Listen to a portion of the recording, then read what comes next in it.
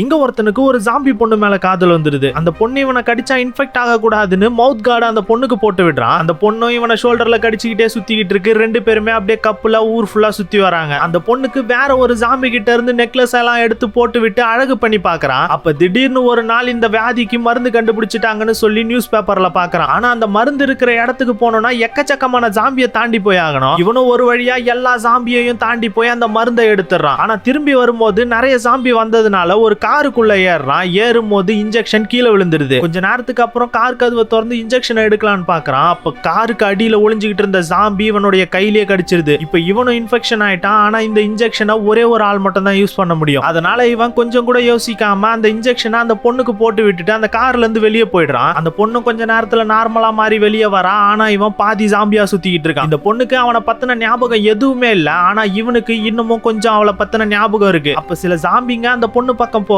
இவன் குறுக்க போய் எல்லாரையும் தடுக்கிறான். ஆனா கொஞ்ச நேரத்துல இவனும் ஜாம்பியா மாறிடுவான். அதனால இவன் ஜாம்பியா மாறி அந்த பொண்ணை கடிக்க கூடாதுன்றதுக்காக மவுத் கார்டு எடுத்து இவன் போட்டுக்கிட்டு அங்க இருந்து கொஞ்சம் தூரமா போக ஆரம்பிக்கிறான். அப்ப இந்த பொண்ணு அவன் ஷோல்டர்ல லைட்டா பல் தடயம் தெரியறத பாக்குறான். அதுக்கப்புறமா தான் இவளுக்கு அவன் யாருன்றதே ஞாபகம் வருது.